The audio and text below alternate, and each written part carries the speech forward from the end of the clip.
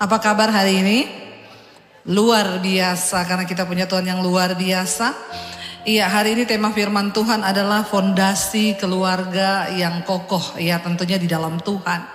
Iya, saya percaya bahwa tidak ada fondasi yang lain yang dapat kita taruh di dalam rumah tangga dan keluarga kita selain daripada firman Tuhan. Iya, karena itu penting.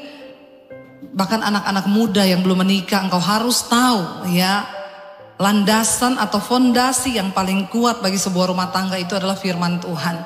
Hari-hari ini kita melihat banyak rumah tangga yang goyah. Tahun 2022 angka perceraian tembus ya 500.000 kalau tidak salah. Jadi kenapa itu bisa terjadi? Ya sebab banyak keluarga yang tidak kokoh di dalam Tuhan. Dan hari ini firman Tuhan terambil dari Yosua pasal yang ke-24. Kita baca bersama Yosua pasal yang ke-24 ayat yang ke-14, saudara. Yosua 24 ayat yang ke-14. Firman Tuhan di sana berkata begini. Kita baca bersama supaya kita baca Alkitab ya. Sudah ke gereja harus baca Alkitab ya. Kalau ke gereja nggak baca Alkitab kan bagaimana gitu ya. Baca bersama 1, 2, 3. Oleh sebab itu takutlah akan Tuhan dan beribadahlah kepadanya dengan tulus, ikhlas dan setia. Jauhkanlah Allah yang kepadanya nenek moyangmu telah beribadah di seberang sungai Efrat dan di Mesir, dan beribadahlah kepada Tuhan. Ayat 15. Di sana Yosua menulis, tetapi jika kamu anggap tidak baik untuk beribadah kepada Tuhan, pilihlah pada hari ini kepada siapa kamu akan beribadah. Allah yang kepadanya nenek moyangmu beribadah di seberang sungai Efrat, atau Allah orang Amori yang negerinya kamu diami ini. Tetapi aku dan seisi rumahku, kami akan beribadah kepada Tuhan. Saudara, Yosua pasal 23 dan 24 itu ditulis oleh Yosua saat dia sudah berumur lanjut dan mendekati hari kematiannya. Jadi dia kembali mengumpulkan bangsa Israel dan berkata, aku sudah mendekati ajal. Kita tahu bersama Musa membawa bangsa Israel keluar dari Mesir, tapi Musa tidak bisa masuk tanah perjanjian. Yosua dipilih Tuhan untuk membawa bangsa itu masuk. Dan ketika bangsa itu masuk, berulang kali Tuhan mengingatkan, tuliskanlah setiap hukum-hukumku itu. Tuliskan di tiang-tiang pintu rumahmu. Tuliskan itu pada ambang rumahmu. Peringatkan itu berulang-ulang kepada anak cucumu. Itu yang Tuhan perintahkan. Supaya bangsa Israel mengingat akan hukum-hukum Tuhan, dan anak-anak mereka juga belajar hidup takut akan Tuhan dan menghormati Tuhan. Lalu ketika Yosua sudah hampir mati, dia mengumpulkan kembali bangsa itu. Dia berkata kepada mereka, kalau kita lihat di Yosua pasal 23, kita baca bersama. Yosua 23 ayat yang ke-11 mulai sampai dengan ayat yang ke-14 ya. Saya sampai ayat 16. Yosua 23 ayat 11 ya. Baca bersama. Maka demi nyawamu bertekunlah mengasihi Tuhan Allahmu, demi nyawamu ya.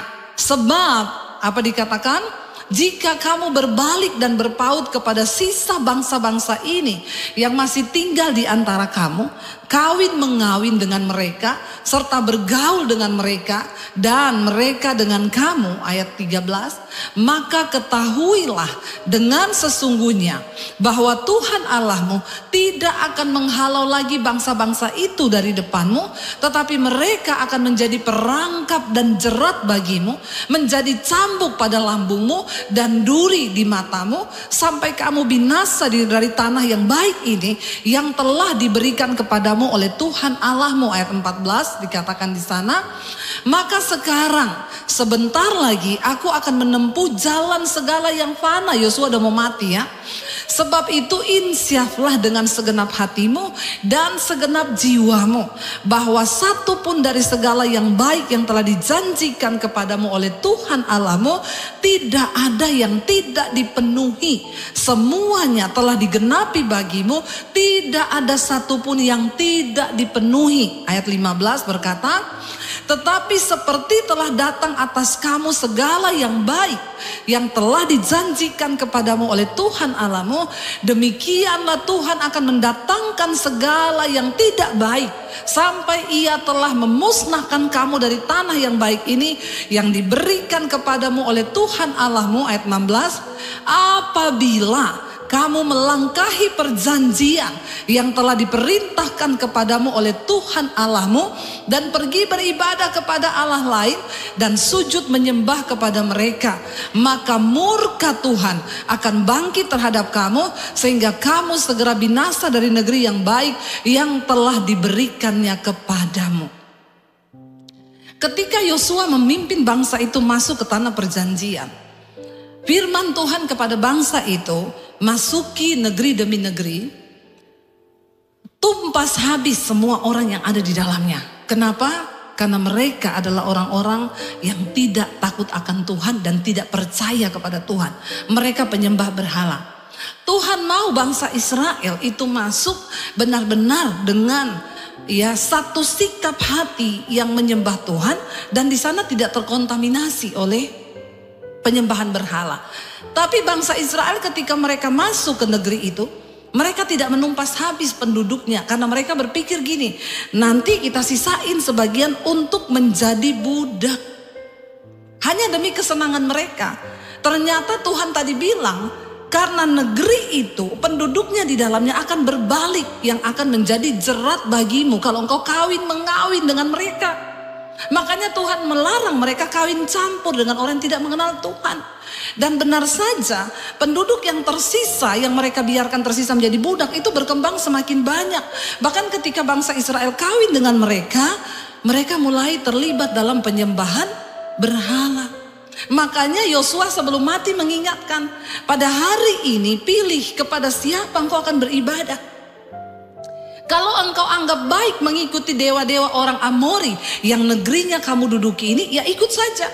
Tapi aku dan seisi rumahku, keluargaku, kami hanya akan menyembah kepada Allah Israel. Bapak Ibu, penting bagi kita untuk membangun sebuah keluarga yang kokoh di dalam Tuhan. Tetapkan hari ini keluargamu itu mau dibawa kemana. Kalau engkau memilih mengikut Tuhan, maka tanamkan dalam hatimu dan anak-anakmu bahwa firman Tuhan itu yang terbaik bagi hidup mereka. Saya melihat banyak orang Kristen tidak menanamkan nilai-nilai firman kepada anak-anaknya. Apalagi engkau hanya lepas anakmu di sekolah minggu dan berkata, sudah cukuplah dia ikut sekolah minggu.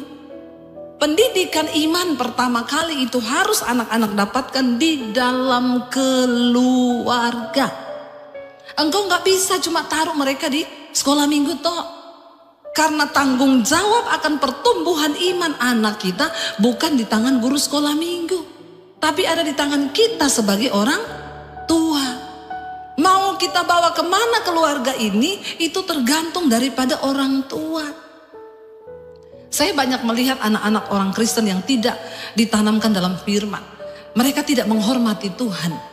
Mereka berbuat dosa sembarangan, mereka hidup dalam kenajisan, percabulan, mereka hidup dalam kemabokan, dan mereka sama sekali tidak menghormati Tuhan. Mari kita orang tua mengajarkan tentang takut akan Tuhan kepada anak-anak kita.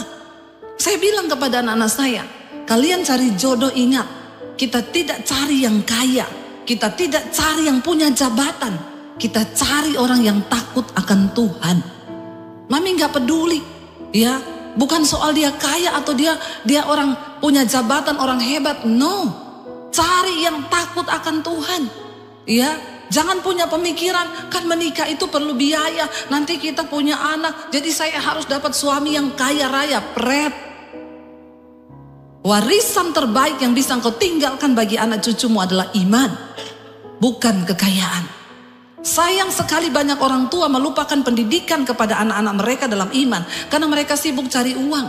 Mereka berkata, Bu, saya harus kerja supaya saya bisa tinggalkan warisan buat anak cucu saya. Warisan apa yang kau tinggalkan? Maaf Bapak Ibu, engkau tinggalkan kekayaan, anak-anakmu berantem. Saya udah banyak konseling orang yang punya kekayaan banyak. Pada akhirnya anak-anaknya berantem karena harta. Uang itu membuat orang jadi gila. Bahkan hubungan saudara bisa putus, saling lapor, saling penjarakan, cuma gara-gara harta. Makanya taruh iman sebagai warisan yang utama yang harus engkau tinggalkan bagi anak cucumu, amin. tentang takut akan Tuhan, tentang hormat kepada Tuhan. Menghormati Tuhan itu yang utama. Ajar anak-anakmu tentang hormat akan Tuhan. Ya, engkau investasikan waktumu banyak. Apalagi kalau mereka masih kecil-kecil. Ya, kalau sekarang anak-anak muda sekarang lucu, punya anak 3 babysitter, punya anak 1 babysitternya 3. Kita dulu anak 3 nggak pakai babysitter, kita urus sendiri pakai tangan kita. Saya bingung perempuan-perempuan sekarang. Ya, anaknya 1 babysitternya 3 loh. Engkau punya uang iya, engkau kaya iya, saya acungi jempol. Tapi jangan engkau lepaskan didikan anakmu kepada orang lain. Anak waktu kecil itu engkau harus yang pegang. Tanamkan iman kepada dia sejak masih bahkan dalam kandungan. Ibu-ibu, makanya banyak anak-anak lahir dengan kelainan. Kenapa? Masih dalam kandungan aja mamanya udah stres. Ya, ada anak-anak yang ada orang-orang datang kepada saya, ini masih hamil nih. Bu, saya tuh bingung ya, kalau anak saya lahir dia bisa sekolah nggak? Padahal ini bukan orang miskin loh yang ngomong. Kadang orang itu makin kaya makin stres ya. Malah orang miskin tuh nggak mikir, anaknya 13, dia pikir ayam aja lahir hidup kok, nggak dikasih makan. Ini orang kaya, naik mobil, punya rumah, punya pekerjaan. Dia bilang, saya bingung bu, anak ini lahir nanti pendidikannya bagaimana ya. Baru 1 ini di perut udah stres mikirin anaknya nanti besar gimana. Saya bilang sama dia, saya dulu waktu nikah kita min loh, min. Belum punya rumah, cuma punya motor 1, nggak punya tabungan, nggak punya uang. Bahkan mau melahirkan aja saya bingung biayanya dari mana. Tapi saya nggak pernah sekhawatir kamu loh. Ya, saya bilang sama suami, anak kalau sudah waktunya lahir. Walaupun nggak ada tempat, Yesus aja lahir di kandang toh. Walaupun kita tidak berniat lahir di kandang ayam. Tapi kan gak usah terlalu khawatir sampai berlebihan. Ya, makanya banyak anak lahir kelainan. Kenapa? Mamanya stres, khawatir. Dari masih perut aja dia udah khawatir. Coba tanya sama anak sekarang. Anaknya 1 tok, orang tuanya kaya raya. Saya bilang, kenapa kamu anak 1 tok? Takut bu, nanti ke depan pendidikan mahal, sekolah mahal, punya banyak anak, banyak masalah. Engkau sudah imani seperti itu, maka terjadilah seperti itu. Saya bilang, saya dulu gak pernah mikir tuh punya anak tiap tahun hamil. Gak pernah saya tuh mikir nanti dia makan apa, dari mana. Saya tahu Tuhan yang sudah memberi kehidupan, Tuhan juga yang akan menjamin setiap anak-anak cucu kita. Amin. Tapi bukan berarti kau punya anak 12. Ya. Enggak, tapi jangan khawatir, bangun keluargamu di atas dasar iman. Ajarkan kepada anak-anakmu iman yang benar. Ya, supaya kita membangun keluarga itu yang kokoh. Yosua mengingatkan kepada bangsa Israel, hati-hati. Engkau mengawinkan kawin campur dengan orang yang tidak mengenal Tuhan. Ya, engkau menghasilkan keluarga-keluarga yang hancur. Tetapkan kepada siapa engkau dan keluargamu akan beribadah. Kenapa Bapak Ibu? Sangat berbahaya ketika kita tidak menghormati Tuhan.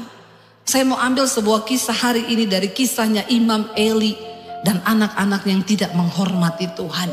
Ya, kita lihat Imam Eli dipilih oleh Tuhan menjadi imam. Tuhan mengikrarkan janjinya dengan Imam Eli berkata, aku akan menetapkan keluargamu akan ada di hadapanku selama-lamanya. Kalau Tuhan yang berjanji, dia berkhianat enggak? Enggak. Tapi kenapa janji Tuhan tidak bisa terjadi? Karena kita yang membatalkannya. Karena perlakuan kita. Coba kita lihat bersama, mari kita buka di dalam 1 Samuel. Ya. 1 Samuel ayat yang kedua. Ya, 1 Samuel ayat yang kedua kita baca bersama. Ayat yang ke-29. 1 Samuel pasal 2 ayat yang ke-29. Kita akan lihat di sana apa yang terjadi dengan keluarga Imam Eli. 1 Samuel pasal yang kedua ayat yang ke-29.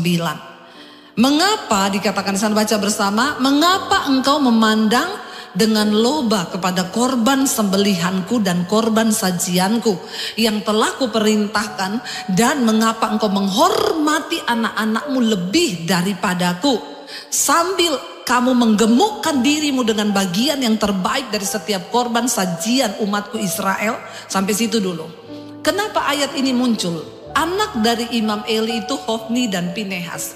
Imam Eli diangkat menjadi imam di Silo. Pada waktu itu rumah Tuhan, ya, bait Allah ada di sana dan tabut Allah ada di sana. Tugas Imam Eli itu adalah menerima korban persembahan dari umat Tuhan Israel, lalu disembelih domba kambing jantan kalau mereka melakukan dosa. Mereka membawa domba kambing jantan itu, lalu itu akan diserahkan kepada imam, disembelih, dibakar dulu, diolah dulu oleh tukang masak, lalu yang punyanya Tuhan bagian lemak itu dibakar.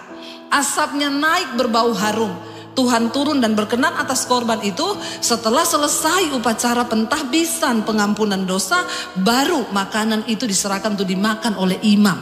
Dagingnya untuk imam, lemak untuk Tuhan. Ya, apa yang terjadi? Anaknya Imam Eli ini, Hofni dan Pinehas, mereka mau mengambil bagiannya Tuhan. Ketika kambing domba itu selesai disembelih, harusnya diolah dulu. Mereka minta, mana? Kami mau ambil yang bagian kami sukai. Orangnya bilang, ini milik Tuhan. Enggak, sini, tidak usah kamu olah, kami akan olah sendiri. Kami mau bikin kambing guling. Dibawa, padahal itu punya Tuhan. Tuhan marah itu sebagai satu tindakan menghujat Tuhan. Tetapi apa yang terjadi? Imam Eli tidak berani memarahi anak-anaknya. Bahkan Hofni dan Pinehas, kedua anak itu, meniduri perempuan-perempuan yang melayani di pintu gerbang bait suci Tuhan. Ditiduri. Mereka berbuat kenajisan dan percabulan bahkan di rumah Tuhan. Hati-hati engkau yang ada di dalam pelayanan atau engkau yang menjadi anak Tuhan hari-hari ini. Jangan engkau hidup dalam percabulan, kenajisan. Engkau pikir itu tidak menyakiti hati Tuhan. Kalau ada anak-anakmu yang hidup dalam kenajisan dan percabulan, tegur, marahi mereka. Kasih tahu firman Tuhan. Amin. Saya lihat banyak anak-anak yang sekolah di luar negeri tidak diperlengkapi dengan iman yang benar. Mereka pacaran di sana, tinggal satu apartemen sama pacarnya. Tidur bareng, putus, ganti yang lain, tidur bareng lagi. Sudah tidak ada etika kekristenannya. Tidak menganggap tubuhnya adalah bait Allah. Mereka sembarangan di sana, merokok, mereka mabok, mereka tidak menghormati Tuhan. Dan yang lebih celaka, orang tuanya tahu, tapi dibiarkan itu terjadi. Mereka tahu anak-anak ini ya hidup dengan seenak-enaknya dalam kenajisan, tapi mereka tidak menegur. Alkitab berkata, Tuhan bilang, kenapa engkau lebih menghormati anak-anakmu lebih daripada engkau hormat kepadaku?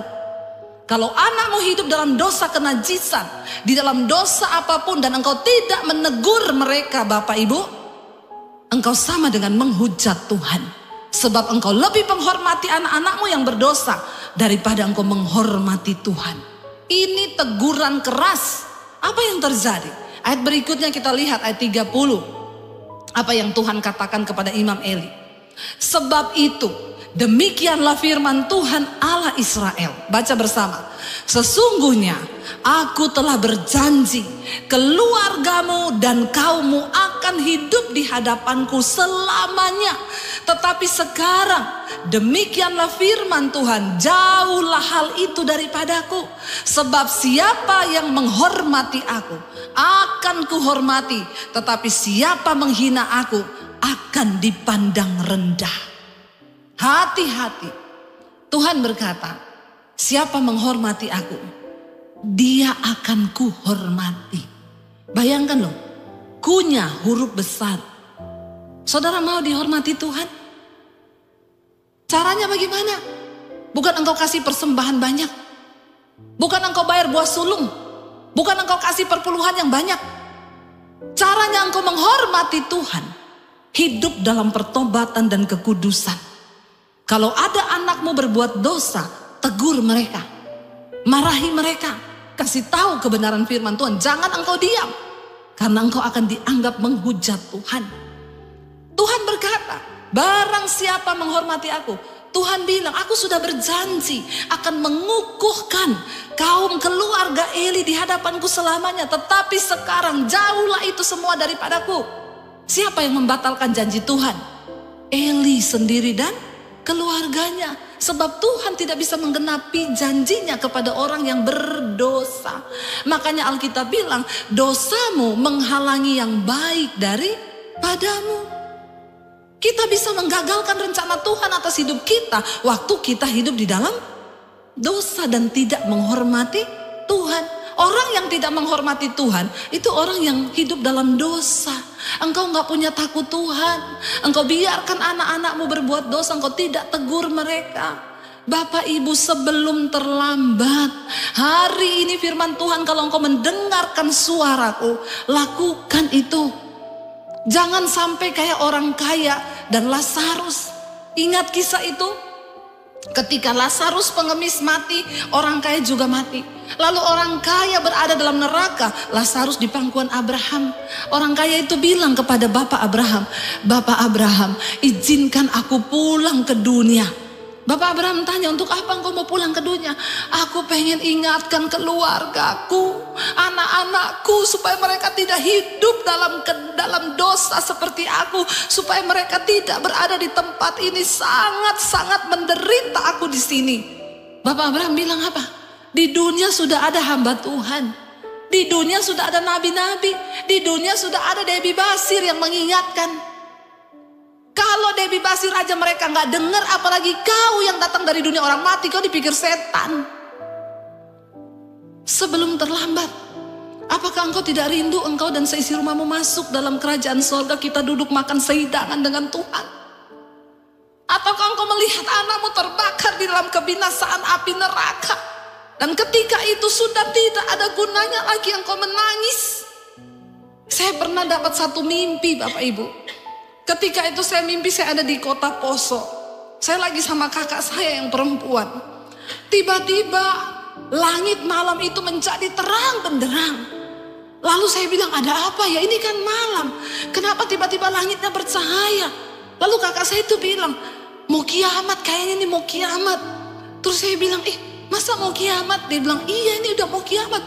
Terus saya bilang, kita gak usah pergi, kita tunggu di sini apa yang akan terjadi. Kakak saya ini lari. Saya panggil dia, saya bilang, kamu mau kemana? Dia bilang, aku mau kasih tahu orang-orang kalau ini kiamat. Saya bilang, gak usah lari, di sini aja. Tiba-tiba saya mulai terangkat, Bapak Ibu. Saya mulai tinggalkan dunia, saya terangkat, terus terangkat. Saya lihat kakak saya manggil saya sambil bercucuran air mata, tapi saya gak bisa bawa dia. Saya terus terangkat tinggi, saya menangis, saya bilang, Tuhan, tolong kakak saya, Tuhan, kenapa dia tertinggal? Dia juga nangis bilang, Deb, kamu mau kemana? Aku ikut karena dunia sudah mau binasa. Tiba-tiba dalam sekejap mata saya diubahkan. Saya lupa dengan semua yang ada di dunia. Saya lupa dengan segala apa yang di sana, termasuk saya lupa dengan kakak dan keluarga saya. Dan Tuhan bilang, selama masih ada waktu, berdoa, tangisi jiwa-jiwa mereka. Karena satu saat ketika semua itu datang, engkau sudah gak ingat apapun. Bapak Ibu, selama masih ada waktu, ayo tegur anak-anakmu kalau mereka salah. Bangun keluargamu dengan dasar firman Tuhan, supaya tidak ada penyesalan kekal. Ayat yang ke-31, apa yang dikatakan Tuhan di sana? Tuhan berkata ya kepada Imam Eli, sesungguhnya akan datang waktunya, apa saudara? Bahwa aku akan mematahkan tangan kekuatanmu dan tangan kekuatan kaummu, sehingga tidak ada seorang kakek dalam keluargamu. Dibinasakan Tuhan.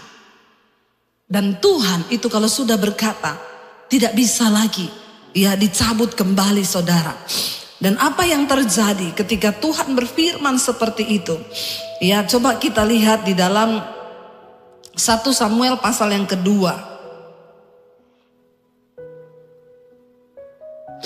Ya, 1 Samuel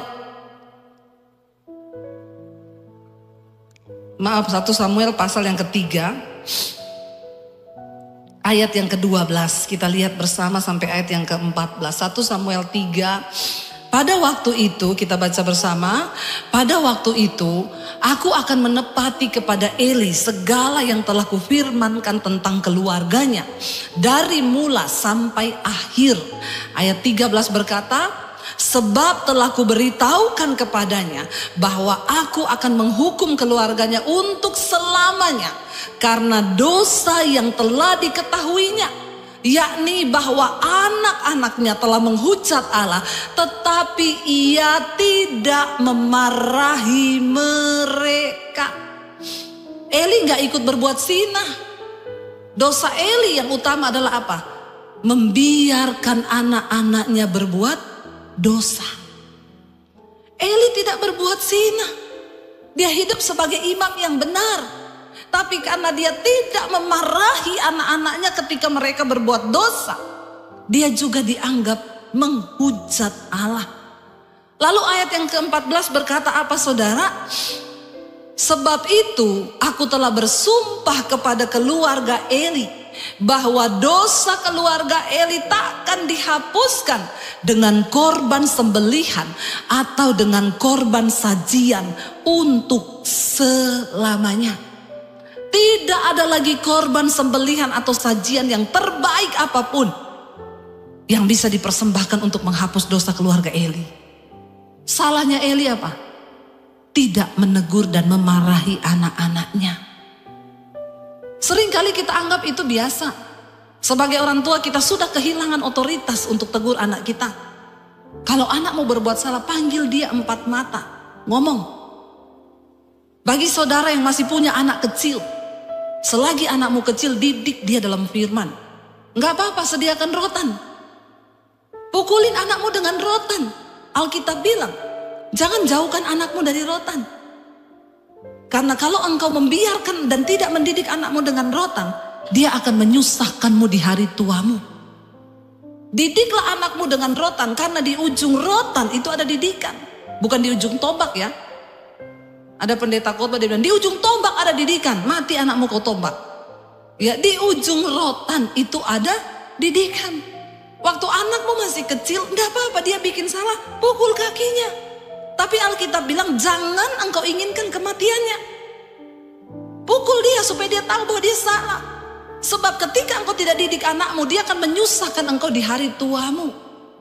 Sekarang banyak kita lihat anak-anak menyusahkan orang tua di hari tua. Kenapa? Karena gak pernah dididik, dimanja. Apalagi opa-opa yang udah punya cucu, cucunya setengah mati dimanja lebih daripada anaknya. Ya, apa-apa dituruti kalau opa sama oma itu. Ya, gak apa-apa.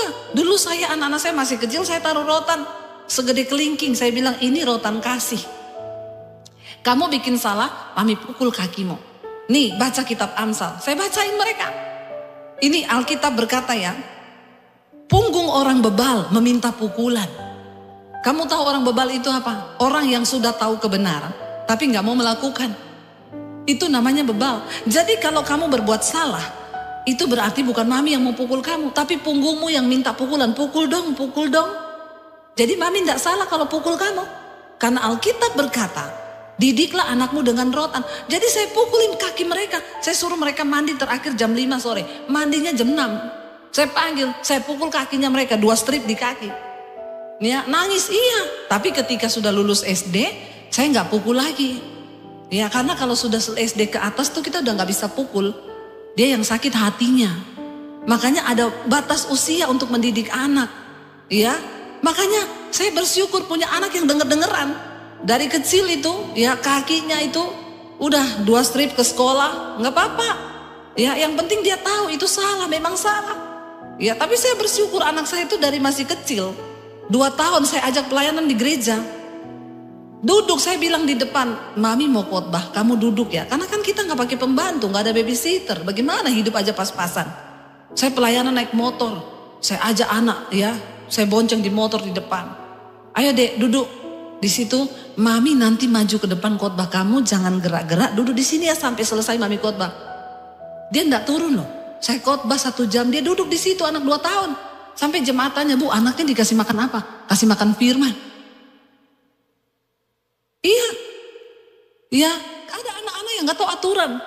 Diajak bertamu, naik di atas kursi orang, naik di atas buffet orang. Saya bilang, ini anak pasti gak pernah dididik. Rasanya mau saya pukul pakai rotan kakinya. Saya yang gelisah loh kalau kayak begitu. Ya, saya pernah lihat ada anak pendeta lagi ngobrol sama saya papanya. Ini anak udah SD loh. Kelas 5 apa kelas 4. Gede. Pak, ayo Pak beli mainan. Papanya bilang, Papa lagi ngobrol sama teman. Gak mau tahu, papanya dipukulin, kepalanya rambutnya dijabak. Waduh, saya langsung berdiri, saya bilang, saya tampar ya kamu ya. Kamu nggak tahu nggak etika, duduk, diam situ. Saya bilang, titip anakmu sama saya. 1 bulan saja, dia pulang tahu etika. Masa kau pendeta nggak bisa ajar anakmu? Dia pukul bapaknya di depan saya. Saya bilang, ini masih SD loh. Kamu biarin begini, kamu ikuti maunya. SMA kamu dibunuh, dicekik kau. Masa ada pendeta begitu Bapak Ibu, anaknya gak dididik. Ya Alkitab bilang didik anakmu. Ya anak saya kecil-kecil saya ajak ke rumah orang. Dek sampai di sana duduk, gak ada yang bergerak. Kalau gak disuruh minum jangan duduk. Anak saya 3-3. Ya mereka gini sedikit saya cuma lirik. Tahu langsung. Duduk. Ya kenapa kita ajari mereka. Mereka kalau diajar. Tapi anak sekarang ya, kalau nakal dikit, nangis dikit, nih, main handphone, main handphone, duduk ya, main, ada game ini bagus, game. Jadi itu anak-anak sekarang masih kecil-kecil udah terikat dengan handphone. Bahkan kemarin saya itu di mall ada 1 orang ibu sudah nggak bisa menenangkan anaknya, dia panggil security, Pak polisi, anaknya umur 2 tahun bawa handphone, jalan saudara itu anak di mall begini, nabrak orang, pegang handphone. Lalu mamanya panggil, Pak polisi, sini Pak polisi. Saya pas lewat, Pak enggak boleh main handphone kan, anak kecil. Dasar security juga tidak bermental polisi tuh. Dia cuma gini, enggak boleh dek. Anaknya lihat gini, main lagi. Enggak peduli. Bayangkan, ada orang tua datang bawa anaknya, Bu doakan anak saya, kenapa? Terikat dengan handphone. Saya bilang, mau saya tumpang kaki pun tidak bisa. Kamu orang tua berdua harus sepakat mendidik anak. Tidak boleh ya, tidak boleh. Ya, ajar anakmu dalam Tuhan. Dan supaya lihat saudara apa yang terjadi. Bahkan untuk menghapus dosa keluarga Eli, Tuhan bilang udah gak ada korban lagi. Mau apa kalau begitu? Itu maut, itu kutuk yang terjadi. Untuk selama-lamanya Tuhan bilang tidak ada lagi korban sajian. Kita lihat saudara, Tuhan menggenapi janjinya. Ya ketika Imam Eli itu tidak tetap bertobat di hadapan Tuhan. Mari kita lihat bersama ya di dalam 1 Samuel pasal yang ke-4. Mulai ayat yang ke-12 kita lihat bersama. Singkat cerita, murka Tuhan benar-benar terjadi dan dia menggenapi janjinya. Lalu orang Israel diserbu oleh orang Filistin. Mereka akhirnya maju ke medan pertempuran, bertempur dengan orang Filistin. Apa yang terjadi di medan pertempuran? Israel terpukul kalah, 30.000 orang mati saat itu di medan pertempuran. Ayat yang ke-12 baca bersama. Seorang dari suku Benyamin lari dari barisan pertempuran. Dan pada hari itu ia sampai ke Silo dengan pakaian terkoyak-koyak dengan tanah di kepalanya. Silo adalah bait Allah tempat Imam Eli mempersembahkan korban. Di situ ada rumah Tuhan. Ayat 13, ketika ia sampai, Eli sedang duduk di kursi di tepi jalan menunggu-nunggu. Sebab hatinya berdebar-debar karena tabut Allah dibawa oleh Hofni dan Pinehas ke medan pertempuran. Mereka berpikir kalau tabut Allah mereka bawa, mereka akan menang. Sebab tabut Allah bicara tentang kehadiran Tuhan. Ternyata tabut Allah dibawa oleh orang berdosa yang datang bukan berkat malah kutuk. Bangsa Israel kalah di medan pertempuran, 30.000 orang mati. Padahal tabut Allah ada di medan pertempuran. Eli gak bisa larang anaknya bawa tabut itu. Padahal tabut itu tidak boleh diangkat oleh sembarang orang. Tabut itu gak boleh dibawa kemana-mana tanpa perintah Tuhan. Tapi karena anaknya ini berdosa, sembarang dia membawa tabut Allah ke pertempuran, Tuhan murka. Bangsa Israel kalah, 30.000 orang mati. 1 orang suku Benyamin lari mendapati Eli datang ke Silo. Ketika ia sampai, Eli sedang duduk di kursi dan menunggu-nunggu kabar bagaimana medan pertempuran ini. Karena tabut Allah itu dia berdebar-debar. Ketika orang itu masuk ke kota dan menceritakan kabar itu, berteriaklah seluruh kota sebab orang ini membawa kabar kekalahan bangsa Israel. Ayat 14 bisa dikatakan ketika ketika Eli mendengar teriakan itu, bertanyalah ia, keributan apakah itu? Lalu bersegeralah orang itu mendapatkan Eli dan memberitahukan kepadanya. Ayat 15, Eli sudah 98 tahun umurnya, matanya sudah bular sehingga ia tidak lagi dapat melihat. Eli sudah buta. Kata orang itu kepada Eli, aku datang dari medan pertempuran. Baru hari ini aku melarikan diri dari medan pertempuran. Kata Eli, bagaimana keadaannya anakku? Dia tanya, bagaimana kabar anak-anakku? Jawab pembawa kabar itu, orang Israel melarikan diri dari hadapan orang Filistin. Kekalahan besar telah diderita oleh rakyat. Lagi pula kedua anakmu Hofni dan Pinehas telah tewas. Dan tabut Allah sudah dirampas. Apa yang mereka lakukan? Sungguh bejat. Bahkan mereka tidak menghormati tabut Allah. Tidak menghormati Tuhan. Mereka mati dan apa yang Tuhan firmankan itu terjadi. Dalam waktu yang bersamaan, anaknya Eli, Hofni dan Pinehas mati di medan pertempuran. Dan ayat yang berikutnya ayat 18 berkata di sana apa? Ketika disebutnya tabut Allah itu, jatuhlah Eli terlentang dari kursinya di sebelah pintu gerbang. Batang lehernya patah dan ia mati. Sebab telah tua dan gemuk orangnya. 40 tahun lamanya ia memerintah sebagai hakim atas orang Israel. Saudara, hari yang sama juga Eli mati. Tidak ada kakek di dalam keturunan Eli. Apa yang difirmankan Tuhan sungguh-sungguh terjadi. Eli mati, anaknya mati, Hofni dan Pinehas. Saat itu semua laki-laki yang ada dalam keluarganya Eli mati. Dan tidak ada kakek di dalam keturunan keluarga Eli. Yang tadinya Tuhan sudah bilang, aku akan tetap membuat keluargamu ada di hadapanku sampai selamanya. Tapi tidak hari ini. Sebab engkau juga telah ikut menghujat aku bersama dengan kedua anakmu. Anak-anaknya berbuat jahat, melakukan kenajisan, bahkan di rumah Tuhan. Mereka menyetubuhi, meniduri perempuan-perempuan cantik yang melayani di dalam bait Allah. Makanya orang yang berdiri di sini harus orang-orang hidup kudus. Jangan sampai engkau berpikir engkau melayani, tapi ternyata engkau sudah mati rohanimu. Tapi masih tampil setiap hari Minggu, masih nyanyi, masih memuji Tuhan. Kalau engkau hidup dalam kenajisan dan percabulan, hidupmu engkau menghujat Tuhan. Mari kita belajar, ya. Jangan bilang Debbie Bashir itu pendeta perjanjian lama, sukanya menakut-nakuti orang. Bapak Ibu, perjanjian lama ditulis sampai hari ini untuk menjadi pelajaran bagi kita. Bahkan di perjanjian baru pun Yesus berkata, kuduslah kamu. Sebab aku kudus, tanpa kekudusan tidak ada seorang akan melihat Tuhan. Ini pesan penting bagi kita dalam keluarga. Tegur anak-anakmu kalau mereka hidup dalam dosa. Yosua berkata, hari ini tentukan pilihanmu kepada siapa engkau akan beribadah. Kalau engkau memilih beribadah kepada Allah, kepada Tuhan Yesus Kristus, maka engkau juga harus menghormati hukum-hukumnya. Ini sudah satu paket. Ajarkan anak-anakmu tentang takut akan Tuhan. Kalau mereka berbuat dosa, marahi mereka. Marahi. Ya, nggak perlu sekali-sekali ditampar kalau kurang ajar. Nggak apa-apa. Tapi engkau menyelamatkan jiwanya. Dia tahu bahwa engkau marah kalau dia berbuat jahat. Kan kita bukan marah-marah. Kita marah ada alasan.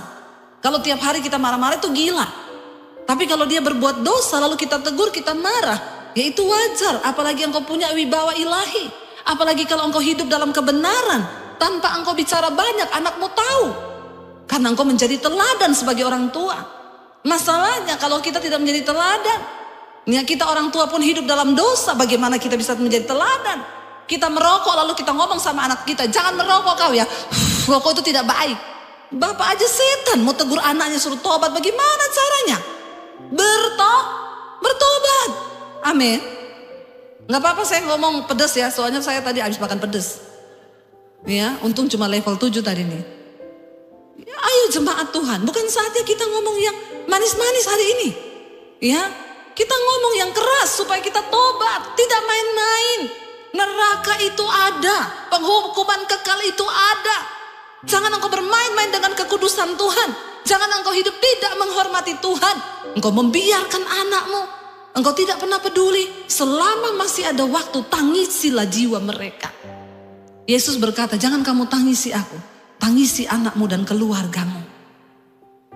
Mari Bapak Ibu, saya undang para imam musik maju ke depan. Ayo kita hormati Tuhan. Mulai dari yang berada di atas mimbar ini sampai seluruh jemaat. Karena Tuhan itu tidak bisa dibohongi. Tuhan itu tidak bisa ditipu. Biar kita bawa keluarga kita sungguh-sungguh menghormati Tuhan hari-hari ini. Supaya barang siapa menghormati aku, kata Tuhan, dia akan kuhormati.